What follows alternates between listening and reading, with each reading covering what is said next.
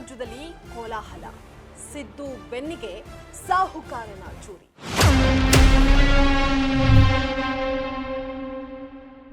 ಈ ಹಿಂದೆ ತನ್ನನ್ನ ಬೆಳೆಸಿದಂತಹ ಗೌಡ್ರ ಬೆನ್ನಿಗೂ ಸಿದ್ದು ಚೂರಿ.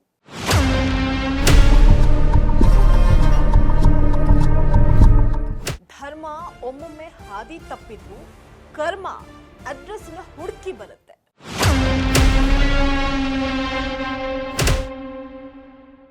ರಾಜ್ಯ ರಾಜಕಾರಣದ ರೋಚಕ ಇನ್ಸೈಡ್ ಸ್ಟೋರಿ ನಿಮ್ಮ ಮುಂದೆ.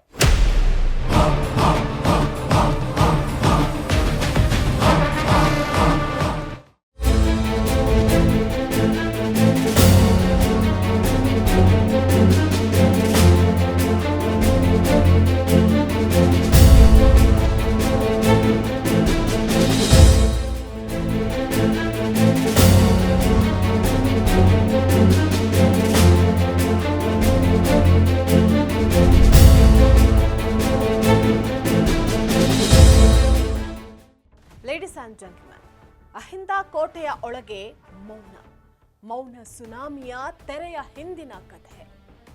ಟಗರು ಸಿದ್ದರಾಮಯ್ಯ ಮತ್ತು ಸಾಹುಕಾರ ಸತೀಶ್ ಜಾರಕಿಹೊಳಿ ನಡುವಿನ ದೋಸ್ತಿ ಹಳಸಿರುವ ತಾಜಾ ಕಹಾನಿ. ಕಾಂಕ್ರೀಟ್ಗೆ ಸಿಮೆಂಟ್ ತುಂಬಿ ಮೇಲ್ಪದರದ ತೇಪೆ ಹಚ್ಚಿದ್ರು ಒಳಗಿನ ಬಿರುಕು ಮುಚ್ಚಿದ ಇಂಟ್ರೆಸ್ಟಿಂಗ್ ಸ್ಟೋರಿ.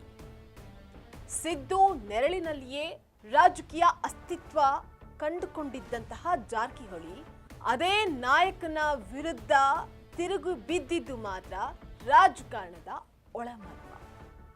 ನಿಯತ್ತಿಗೆ ಬೆಲೆ ಇದ್ದಿದ್ರೆ ಬಹುಶಃ ನಾಯಿ ಪಾಡು ಅನ್ನುವಂತಹ ಶಬ್ದವೇ ಹುಟ್ಟುತ್ತಾ ಇರ್ಲಿಲ್ವೇನೋ.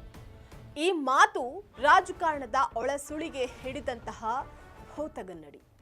ಬೆಳೆಸಿದ ನಾಯಕನ ವಿರುದ್ಧ ಸತೀಶ್ ತಿರುಗಿ ಬಿದ್ದಿದ್ದು ಈಗಿನ ಕಥೆಯಾದ್ರೆ, ಬೆಳೆಸಿದ ದೇವೇಗೌಡರ ವಿರುದ್ಧವೇ ಸಿದ್ದರಾಮಯ್ಯ ತಿರುಗಿ ಬಿದ್ದಿದ್ದು ಹಳೆ ಸತ್ಯ ಕಥೆ. ಧರ್ಮಕ್ಕೆ ದಾರಿ ಇರಲ್ಲ, ಆದ್ರೆ ಕರ್ಮ ದಾರಿ ತಪ್ಪದೆ ಹುಡುಕೊಂಡು ಬರೋದು ಮಾತ್ರ ಕಟು ಸತ್ಯ. ವೆಲ್ಕಮ್ ಟು ವಾಂಟೇಜ್ ವಿತ್ ನಿಶ್ಚಿತ. ಇದು ನೆಲ ಜಲ ಭಾಷೆಗಾಗಿ ಪ್ರಾಮಾಣಿಕ ಪತ್ರಿಕೋದ್ಯಮ.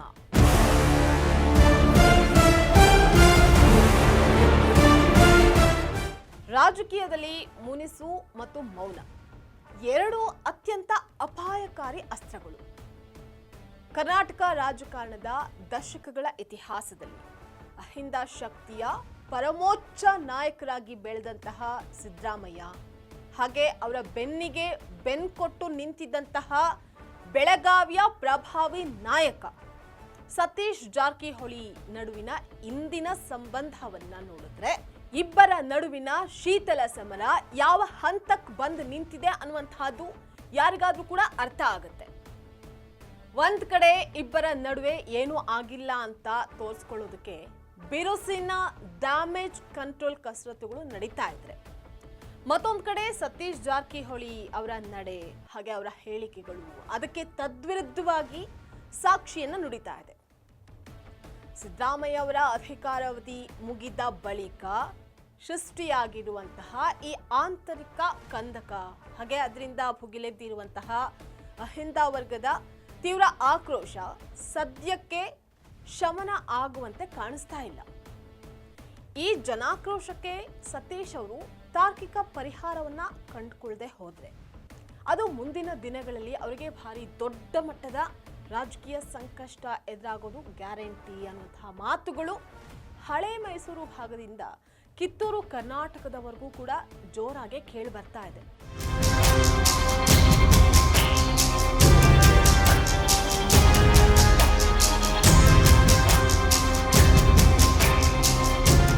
ಇನ್ನು ಸಿದ್ದರಾಮಯ್ಯ ಹಾಗೆ ಸತೀಶ್ ಜಾರಕಿಹೊಳಿ ನಡುವಿನ ಒಡನಾಟ ಕೇವಲ ನಿನ್ನೆಯದ್ದೋ ಅಥವಾ ಮೊನ್ನೆಯದೋ ಅಲ್ಲ.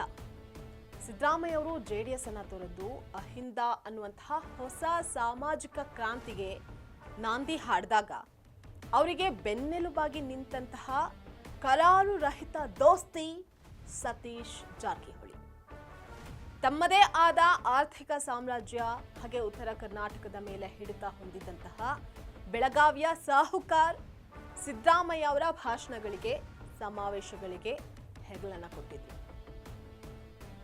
ಸಿದ್ದರಾಮಯ್ಯ ಅವರು ಕಾಂಗ್ರೆಸ್ ಅನ್ನ ಸೇರಿ ಮುಖ್ಯಮಂತ್ರಿ ಆಗುವಂತಹ ಹಾದಿಯಲ್ಲೂ ಕೂಡ ಸತೀಶ್ ಜಾರಕಿಹೊಳಿ ಅವರ ಪಾತ್ರ ಪ್ರಮುಖವಾಗಿತ್ತು. ಇನ್ನು ಪ್ರತಿಯಾಗಿ ಸಿದ್ದರಾಮಯ್ಯ ಅವರಿಂದಲೂ ಕೂಡ ಸತೀಶ್ ಹಲವು ಉನ್ನತ ಸ್ಥಾನಮಾನಗಳ ರಿಟರ್ನ್ಸ್ ಗಿಫ್ಟ್ ಅನ್ನ ಸಹ ಪಡೆದುಕೊಂಡಿದ್ರು ಕೂಡ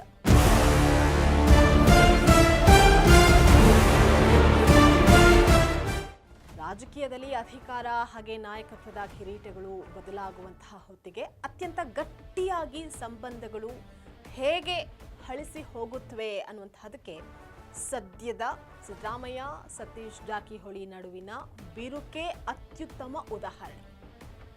ಸಿದ್ದರಾಮಯ್ಯ ಅವರ ಮುಖ್ಯಮಂತ್ರಿ ಸ್ಥಾನದ ರಾಜೀನಾಮೆಯ ಬಳಿಕ ಈ ಮುನಿಸು ಈಗ ಬೀದಿಗೆ ಬಂದಿದೆ. ರಾಜಕಾರಣಿಗಳ ಮಾತುಗಳಿಗಿಂತ ಅವರ ಬಾಡಿ ಲ್ಯಾಂಗ್ವೇಜ್ ಹೆಚ್ಚು ಸತ್ಯವನ್ನು ಹೇಳುತ್ತೆ. ಇನ್ನು ಬೆಂಗಳೂರಿನ ಅರಮನೆ ಮೈದಾನದಲ್ಲಿ ನಡೆದಂತಹ ಕೆಪಿಸಿಸಿ ಸರ್ವ ಸದಸ್ಯರ ಸಭೆಯಲ್ಲಿ ಇವರಿಬ್ಬರ ನಡುವಿನ ಶೀತಲ ಸಮರ ಜಗಜ್ಜಾಹೀರಾಯಿತಾಯಿತು. ಸಿದ್ದರಾಮಯ್ಯ ಅವರು ವೇದಿಕೆಗೆ ಆಗಮಿಸ್ತಾ ಇದ್ದಂತೆ ಅಲ್ಲಿವರೆಗೂ ಇದ್ದಂತಹ ಸತೀಶ್ ಜಾರಕಿಹೊಳಿ ಅವರು ಸಿದ್ದರಾಮಯ್ಯ ಅವರಿಂದ 3 ಕುರ್ಚಿಗಳಷ್ಟು ದೂರ ಹೋಗಿ ಕುಳಿತುಕೊಂಡ್ರು. ಇನ್ನು ಈ 3 ಕುರ್ಚಿಗಳು ಕೂಡ ಇವರಿಬ್ಬರ ನಡುವೆ ಸೃಷ್ಟಿಯಾಗಿರುವಂತಹ ರಾಜಕೀಯ ಕಂದಕಕ್ಕೆ ಪ್ರತ್ಯಕ್ಷ ಸಾಕ್ಷಿಯಂತೆಯೂ ಕೂಡ ಇದ್ವು. ಸಿದ್ದರಾಮಯ್ಯ ಅವರು ಅಧಿಕಾರದಿಂದ ಕೆಳಗಿಳಿತಾ ಇದ್ದಂತೆ ಸತೀಶ್ ಜಾರಕಿಹೊಳಿ ಅವರು ಸಿದ್ದರಾಮಯ್ಯ ಅವರ ಬಣದ ಪರವಾಗಿ ಗಟ್ಟಿಯಾಗಿ ಧ್ವನಿಯನ್ನ ಎತ್ತಲಿಲ್ಲ ಅನ್ನುವಂತಹ ಮಾತುಗಳು ಕೇಳಿಬಂದವು.